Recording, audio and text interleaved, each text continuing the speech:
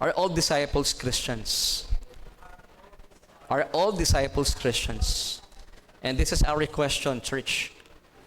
Can someone be a disciple and not a Christian?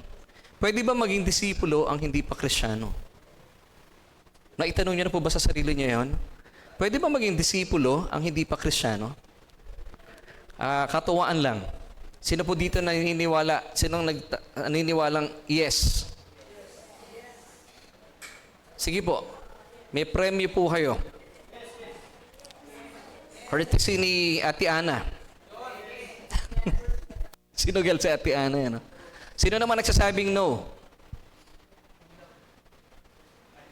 Ano kayo? Anong kinatatayuan nyo, mga kapatid? Medyo magulo kayo, ha? Ulitin natin. Sino nagsasabing yes? Sino nagsasabing no? Ba, may why not?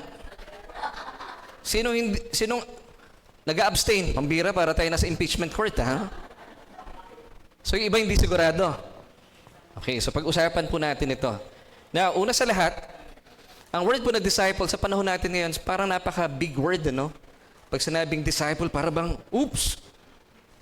Kailangan maging disciple ka. Now, ano po ibig sabihin ng disciple? Sagutin po natin mula sa talatang ito. It's found in Matthew 28:19. Nagsasalita po dito ang ating Panginoon Jesus. Go therefore and make disciples of all the nations, baptizing them in the name of the Father, and of the Son, and of the Holy Spirit. Now, let's have a word study, yung disciples. Pag sinabing disciples, in Greek, it's matetes. Come on, say this with me. Matetes. Sa Hebrew, talmidim. Ibig lang sabihin pala ng disciple, student, learner, or follower. Sumusunod. Okay? So sa Tagalog, ano po ibig sabihin ng matetes? Mag-aaral. Estudyante. Ano ginagawa ng estudyante? Actually, Spanish yun eh. Nag-aaral. Di po ba?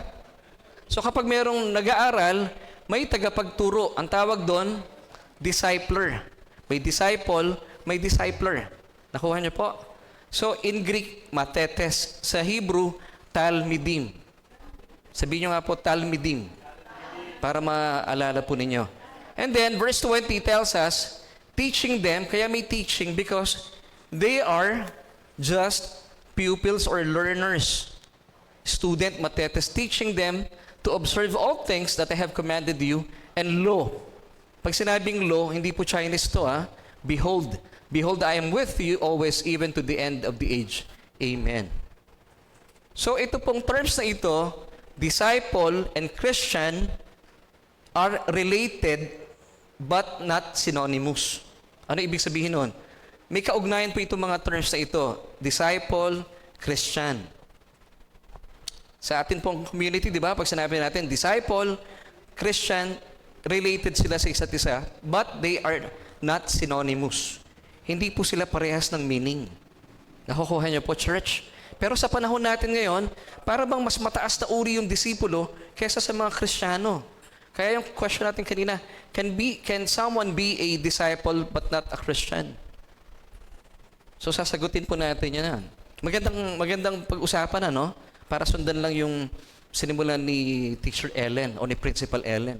Ma'am, sorry, binaba ko yung inyong rango, pero principal talaga si ma'am. So go therefore and make matetes, student, learner of all the nations, baptizing them in the name of the Father and of the Son and of the Holy Spirit, teaching them referring to the matetes. Nakita niyo po yung kaugnayan niya sa talata.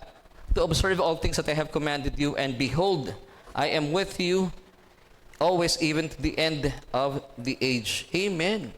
So pag sinabing disciple, alamin natin yung definition.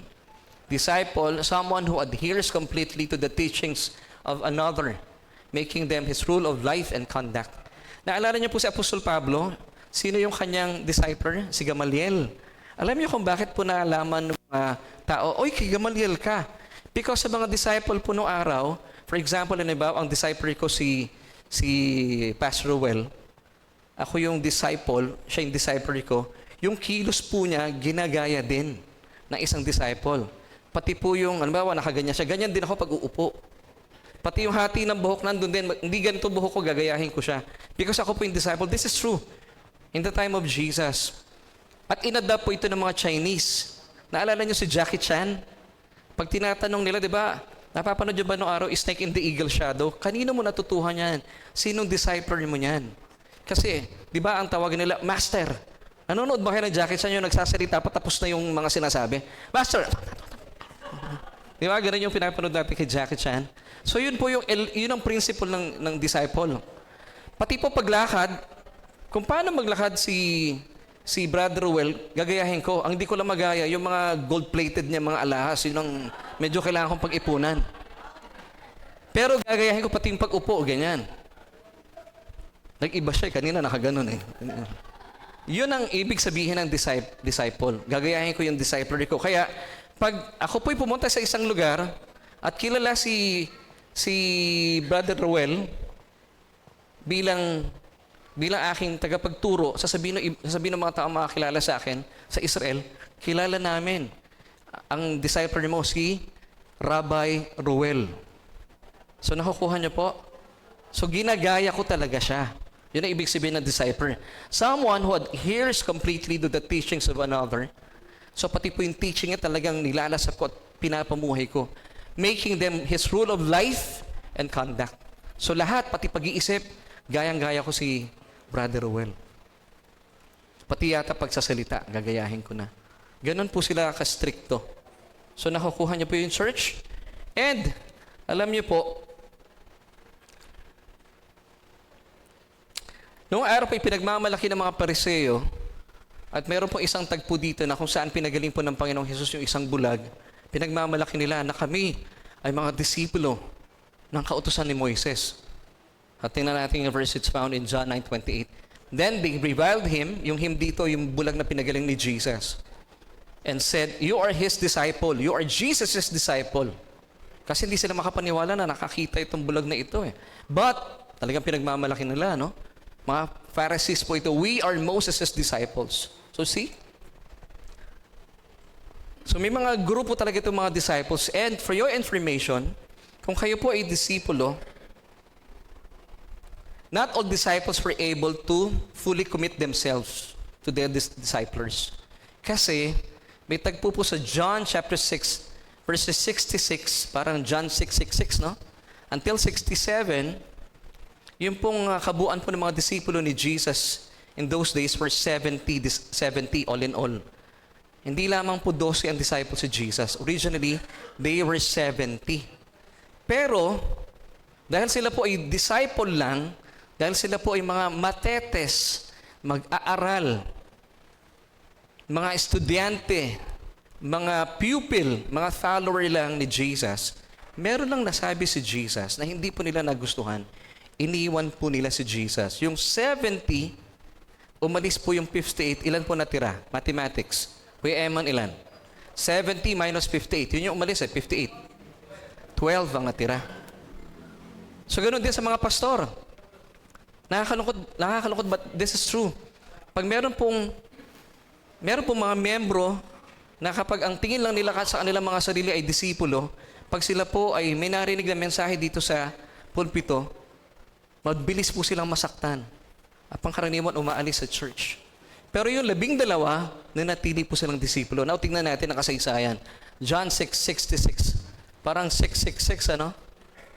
Until 67. From that time, nung may sinabi si Jesus sa kanyang mga disipulo, they were 70 all in all. Many of His disciples went back and walked with Him no more. So, hindi na po sumunod sa Kanya. Then Jesus said to the 12, so kung sa 12, ang nawala 58, do you also want to go away? So church, pag kayo po ay disipulo lang, sinusundan nyo lang si Jesus, you are doomed to fail. Kasi feeling mo estudyante ka lang, at si Jesus ay tagapagturo lang. Ibang, ang relasyon nyo lang ay teacher-pupil relationship. Di ba kapag tayo po ay may nakuha na sa ating mga teachers, minsan iniiwan na natin sila. Maalala ko lang, may term sa mga teachers. Sige, Kuya Eman, anong muli yung term na yon? Pag halimbawa, ito yung nag-aaral ako kunwari sa teacher A. Tapos nakuha ko na lahat ng information sa kanya, lahat ng knowledge. Nasa id ko na siya.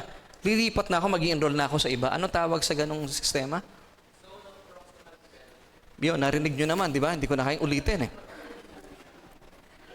So, ibig sabihin, pag nag-aaral ako sa kanya, kay Teacher A, tapos nakuha ko na lahat ng information, at sa id na siya, marami pa akong gustong malaman, dilipit ako kay Teacher B.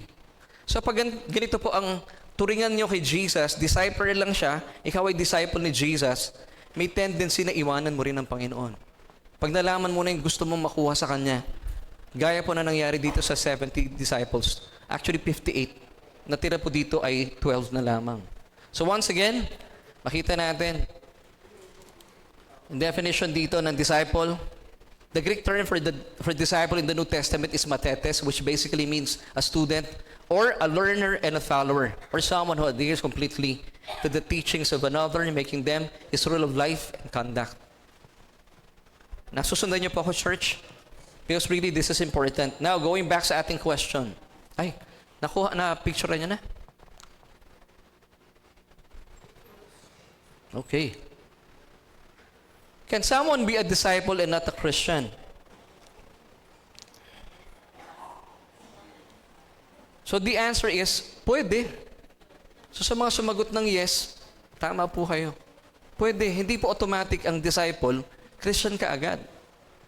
Kaya po kami every Thursday, meron kaming gawain sa church. Hindi ko na siya, although wala po, mamaya po pag-uusapan natin, ang tawag ko sa grupo namin, Sonship Fellowship. Mas maganda po na tayo ay kinikilala natin ang ating Panginoon, Diyos, bilang ating Ama, because we are sons, children of God. Amen. Amen. Now, tayo po bilang mga anak ng Diyos, ang tunay na mananampalataya, naranasan po natin tinatawag na born again experience. Ano po yung born again experience? Sa mga theologians, ang tawag po nila dito ay regeneration. Sige nga po, say this with me. Regeneration. Maganda po makabisado nyo to. Ano ibig sabihin ng regeneration? It's an act of God where a spiritually dead person is made alive in Christ through the Holy Spirit. Tayo po ito before. Ang isang taong ipinanganak, automatic po yan. Minana niya ang kasalanan ni Adan, siya po ay spiritually dead. Pero nung time na tinanggap niya si Jesus bilang Panginoon at tagapagligtas, that's the very time na kayo po ay binigyan ng bagong buhay ng Diyos dahil ang banal na spirito ay nananahan na sa inyong born-again spirit at hindi na po mawawalay yun, hindi kayo iiwan. And that's why nasa inyo po ang banal na spirito ng Diyos, nakipag-isa kay Kristo. So ang inyo pong born-again spirit ay buhay na magpakailanman. Buhay, matuwid, banal. And church, let me remind you, kayo po ay hindi na makasalanan. Okay? Pag nagpipray din po kayo, never assess yourselves bilang sinners. Hindi na po kayo sinners. I pray po for the longest time, inuulit-ulit ko po ito, ay maganda po maalala natin. Because kung Christian ka and still, you're insisting and telling the people in your church that you are still a sinner, sabi ng 1 Corinthians 15:16, if Christ is not risen, your faith is futile, you are still in your sins. Nakuha niyo po yun? Kung hindi na buhay si Kristo, ang inyong pananampalataya walang kabuluhan, kayo ay nasa inyo pa rin mga kasalanan. Now, let me ask you, nabuhay po ba ang Diyos? Nabuhay ba muli ang ating Panginoon Jesus? So Christ is risen, so your faith is not futile, but effectual. So therefore, you are no longer in your sins. So kung wala na po kayo sa inyong kasalanan, ano pong tawag sa atin bilang mga mananampalataya? Righteous. Okay? Church, importante po ito ha. Instead na maging sin conscious po kayo, sin S-I-N. Tanggalin niyo po yung I, huwag niyo ipapronta sarili ninyo. Palitan nyo ng O. Pakita nyo zero kayo before God. So from S-I-N, ano na spelling? S-O-N. Son. Instead of being sin conscious, you have to be son conscious. So pag sun-conscious ka, hindi mo na nakikita sarili mo na makasalanan ka. But you are now the righteousness of God in Christ Jesus. Amen. This is you, church. Kasi nasa inyo po ang banal na spirito. Pag sinasabi mong sinner ka pa rin, patay si Kristo. If Christ is not risen, your faith is futile. You are still in your sins. But the truth is, Christ is already risen 2,000 years ago. So therefore, you are no longer in your sins. And your faith is effectual. Kaya po confident tayo doon. Confident tayo na tayo ay righteous not because of what we have done, but because of what Jesus did on the cross for you and for me. So church itatak natin sa isip natin kung kayo po'y tunay na mananampalataya. Sabihin nyo nga po ito, say this with me. I am the righteousness of God in Christ Jesus. Bakit? Because naranasan po nyo ang regeneration. Basahin po natin na sabay-sabay. 1, 2, 3. It's an act of God where a spiritually dead person is made alive in Christ through the Holy Spirit. Hindi po kayo pwedeng tawagin na makasalanan kung nasa inyo ang Holy Spirit. Nakukuha nyo, church? Kaya importante po nagpupunta sa church para maintindihan natin. Now, pag hindi po ito malinaw sa atin, magkakaroon po kayo ng confusion. Hindi po ba? Now, in the 17th century, para po maintindihan natin, meron pong dalawang uri ng mananampalataya na kinwalify ng mga theologians. Yung una, tinatawag na possessors of Christianity. Sabihin nyo nga po, say this with me, possessors. Ikalawa naman, professors. Anong difference sila sa isa't isa? Yung possessors, ibig sabihin, di ba, na-possess, ibig sabihin, sinaniban sila. Sumaka nila ang pagiging Kristiyano. Sila po ay Kristiyano sa puso. Ito yung possessors. Yung professors, ito po yung tinatawag na Kristiyano lang sa nguso. Okay? Nakukuha nyo? So, sino dito ang tunay na Kristiyano? Yung possessors o yung professors? Possessors. Okay? So, once again, ano uli yung mga disciples? Matetes. Sila yung mga student, learner, and even follower. Hindi ko lang po nailagay. Kaya po, you have to teach them.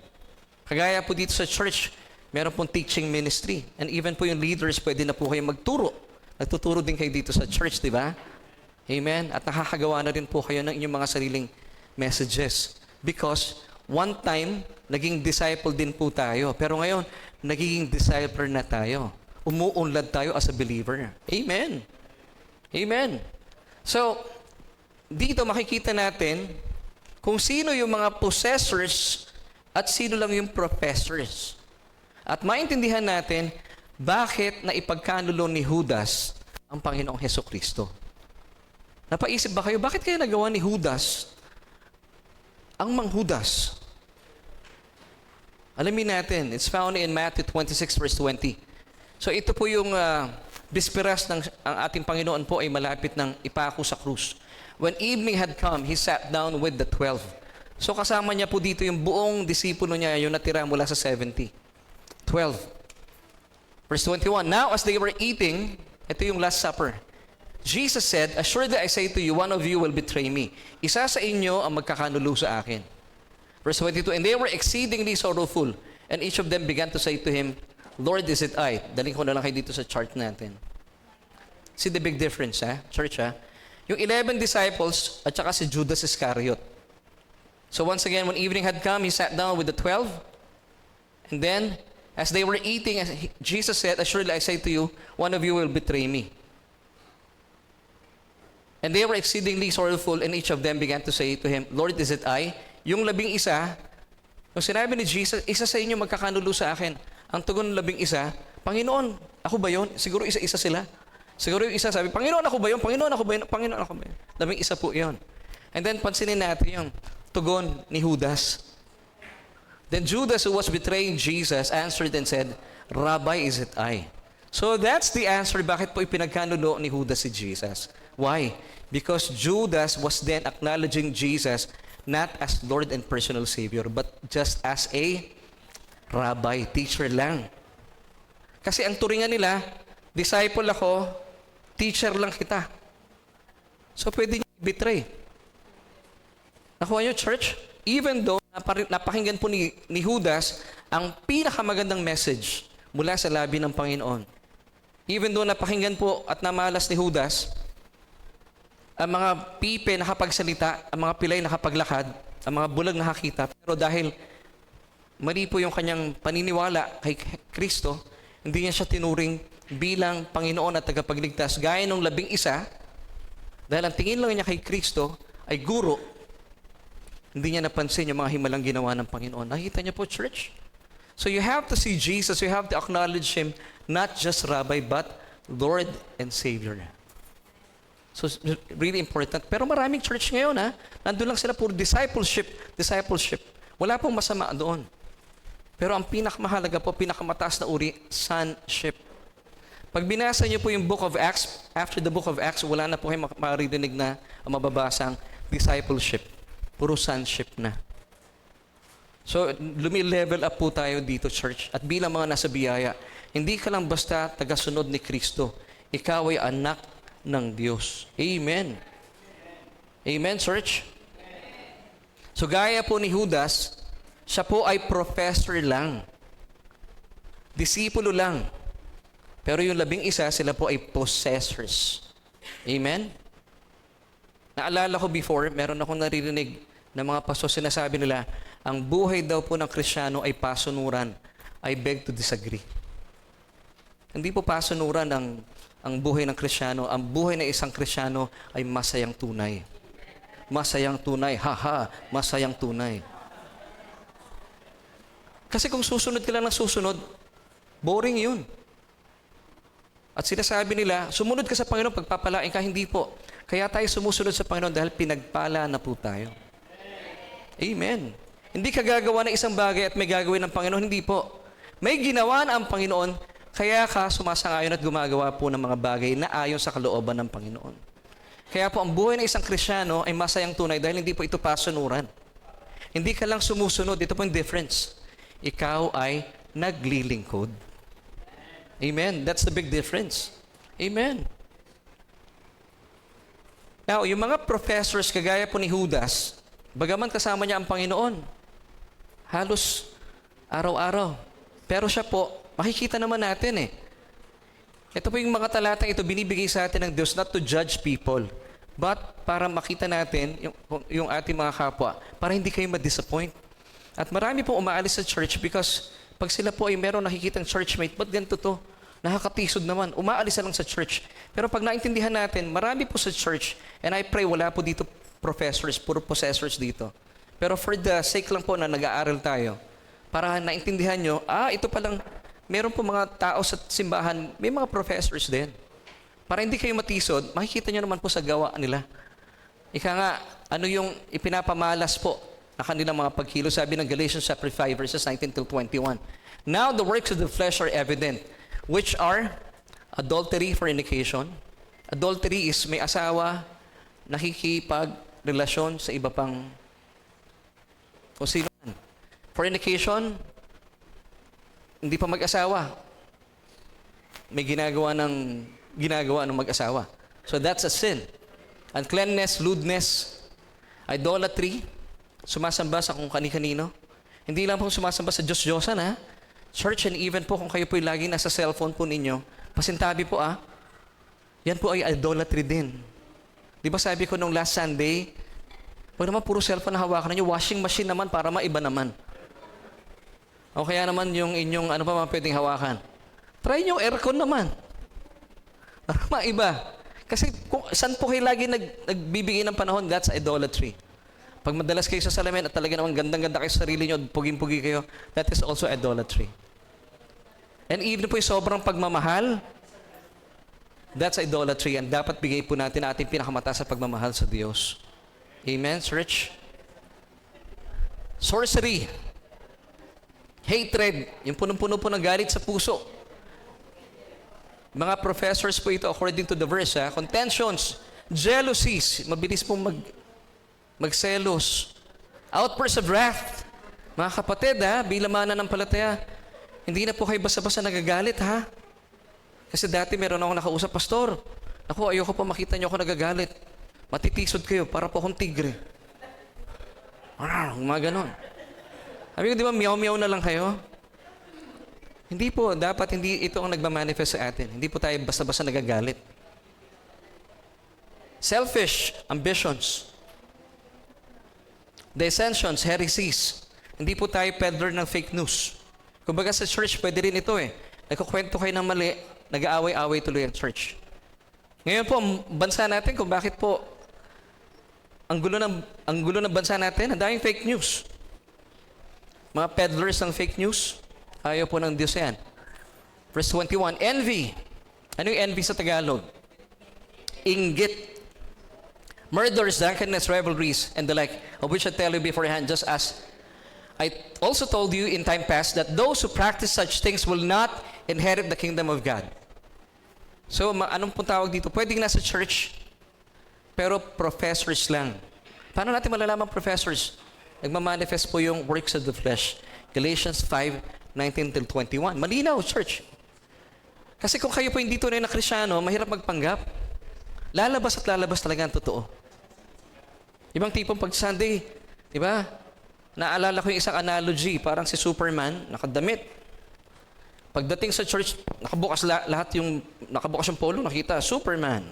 Pero pag Monday to Friday, nakasarado. Pagdating sa church, hindi alam ng mga office mate nila, Christian. At pag nagkaalaman silang Christian, uy, Christian ka rin? Oo. Ikaw din. Ay, nagkakagulatan sila. Kasi hindi po nakikita sa kanila yung bunga ng Espiritu Santo. Kaya sabi ni Jesus, therefore by their fruits you will know them. Matthew 7:20. So hindi natin pwedeng i-fake ito. Pag kayo po hindi mananampalataya, lalabas at lalabas. Lalo tigit sa panahon ngayon, nakikita sa inyong social media. Kung ano pong laman ng inyong mga Twitter.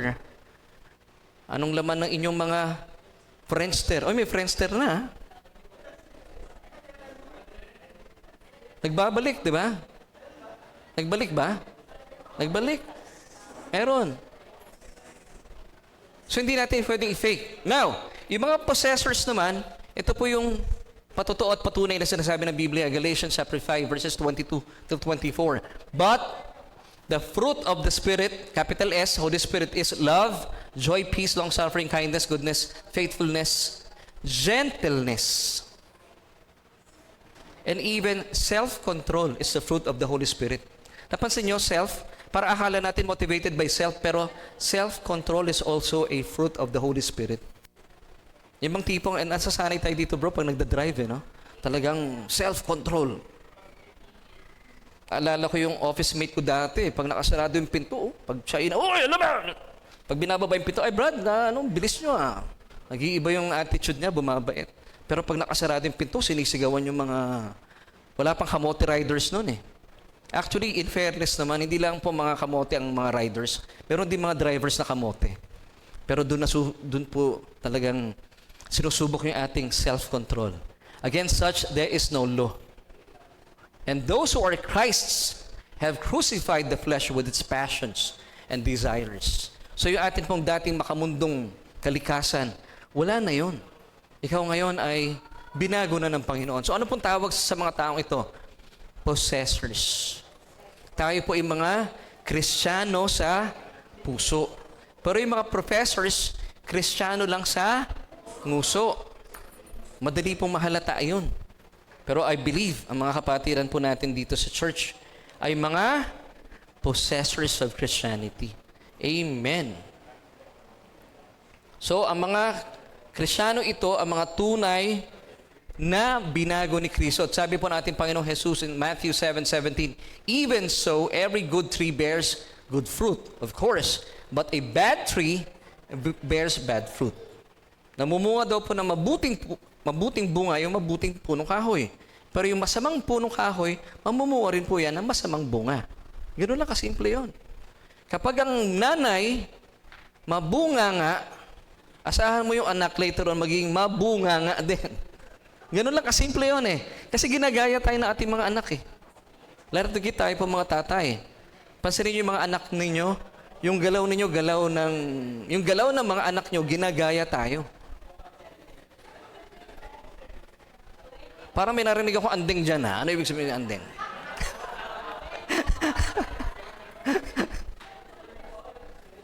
Now, bilang mga possessors, tignan natin, anong nagagawa ng mga possessors kumpara sa mga professors. Di ba, gaya sinabi ko kanina? I beg to differ sa mga nagsasabing mga tagapagturo na ang Kristiyano, ang pagiging Kristiyano ay pasunuran. Hindi po. Naniniwala ako, hindi lang po tagasunod ang mananampalataya, kundi naglilingkod.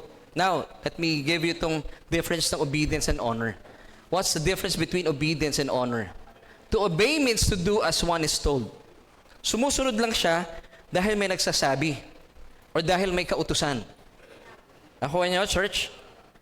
While to honor means to do even without a commandment. Anong tawag doon? May initiative. Kahit hindi utusan, kumikilo sa gawain ng Panginoon. Now, ano pong mas mataas? Obedience or honoring? Pag-honor. Pagbibigay ng karangalan. Kasi yung isa, very passive.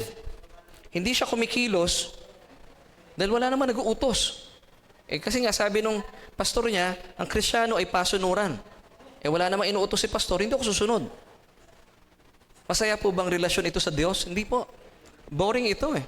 So, ibig sabihin, susunod ka lang dahil may nag-uutos? Marami po mga kapatiran natin, sinusundan po nila ang 10 utos dahil natatakot sila pag hindi nila sununod, may kaakibat na kaparusahan. Amen? Paano kung walang kaakibat na kaparusahan? Pwede silang lumabag. Ito po yung mga professors. Pero tayo po, na hindi lang inuutusan, kahit wala pong pasabi, meron tayong initiative to give karangalan sa Diyos. Anong tawag dito? Giving honor. Hindi po tayo nakabase sa anumang kautusan.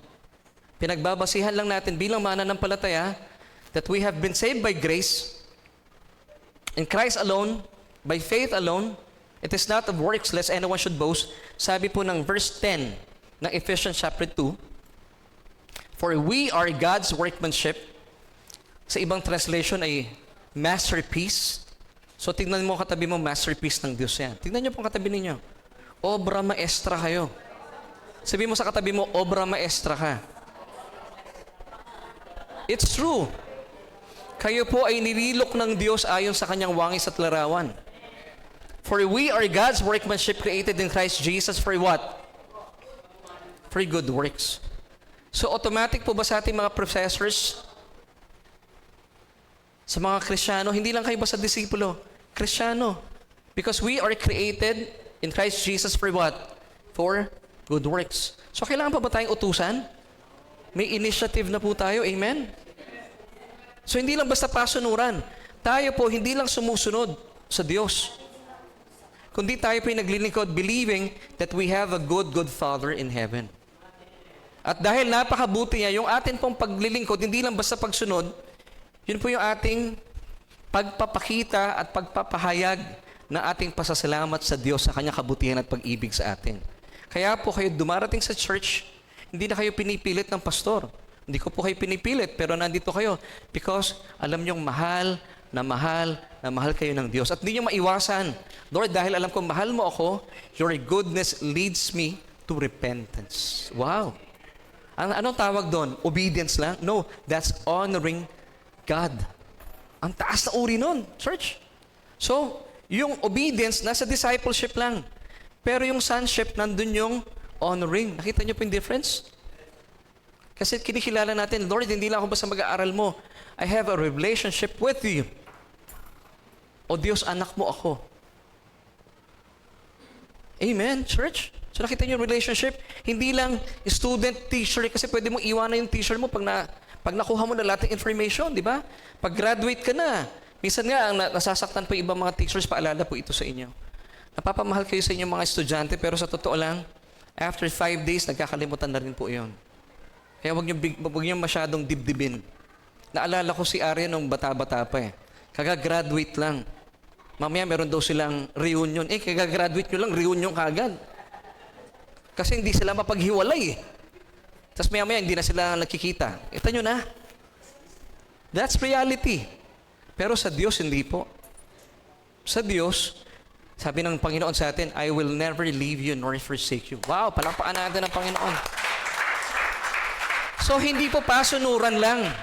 Hindi lang. Kasi pag sinusundan mo yan, sinusundan mo ang Panginoon, pwede mo iwan eh. Pag napagod ka na, tayo po hindi tayo sumusunod sa Kanya. Hindi lang. naglilingkod pa tayo, and that's giving honor to God. Amen. Kita niyo po, ano? Kasi pag pasunuran lang, parang mabigat eh. Di ba? Meron tayong mga anak, pag inuutusan natin, nagiging paniki.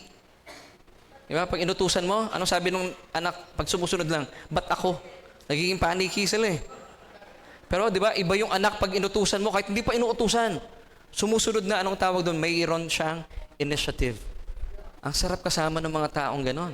And I believe ang leadership po ng church na ito, kahit hindi mo utusan, may initiative. Amen. Why? Because hindi lang kayo mga disciple, kayo po ay mga, naniniwala kayo mga anak ng Diyos. Amen and amen. Now, let's go back to our question. Can someone be a disciple and not a Christian? This is the answer, church. Technically, yes. Because a disciple is just a student. So, yung disipulo, pwede hindi Krisyano. Pero yung Krisyano, hindi pwedeng maging disipulo. Automatic po yun. Kasi ang isang Krisyano, meron siyang pagnanasa na matuto at mag-aral ng salita ng Panginoon. Ulitin ko ang mga disipulo, hindi po automatic Krisyano. Meron po ibang mga disipulo, mga mag-aaral. Nag-aaral lang ng mga verses sa Bible. Nagba-Bible study. Alam niyo, ang focus lang nila, magigain lang sila ng knowledge para may bala sila pang debate. Maraming ganun. Ibang tipo, ang daming memory verse. Ang daming lang verses sa Bible kabisado. Pero ang purpose lang, gagamitin po sa mali. Pwede yun. Bakit? Naging disciple siya nag-aaral siya ng Bible. Pero not necessarily para i-apply sa kanyang buhay. So pwede. Disipulo pero hindi automatikong Krisyano. Pero ang isang Krisyano, pag Krisyano ka, automatic disciple ka. Okay? Nakakuha nyo? Kayo po yung mag-aaral. Nag-aaral pa rin po tayo, di ba? So, Krisyano ka, pero disipulo ka. Pero meron po mga disipulo, hindi naman Krisyano. Kasi meron lang silang purpose na masama.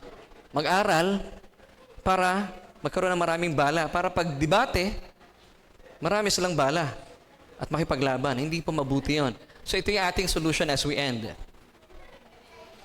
But you cannot be a Christian without being a disciple. Now, let me give you these verses as we end. Psalm 119, 105. Ito po ang puso ng tunay ng mga mananampalataya. Your word is a lamp unto my feet and a light unto my path. Amen? Dahil nakikita natin ang salita ng Panginoon ay ilaw sa ating daraanan. Pag walang salita ng Panginoon, patitisod po tayo. Amen? 2 Timothy 3:16 until 17. All Scripture is given by inspiration of God and is profitable for doctrine. Nag-aaral tayo ng salita ng Diyos for doctrine para hindi po tayo maligaw. For reproof. For correction. For instruction in righteousness. Why? The answer, bakit tayo nag-aaral ng salita ng Diyos? Bakit tayo disciple din at the same time? As a Christian, tayo rin po ay disciple because that the man of God, like you and me, may be complete, thoroughly equipped for what? For good work. Yun ang dahilan. So, ang atin pong default mode bilang mga Kristiyano at the same time disipulo ay gumagawa ng kabutihan. Paano tayo gumagawa ng kabutihan? Tayo po ay natututo bilang mga matetes sa mga kapahayagan ng salita ng Panginoon. At dahil naintindihan natin ang salita ng Panginoon, church, once again, hindi lamang po kayo sumusunod, bagkus kayo po ay naglilingkod pa.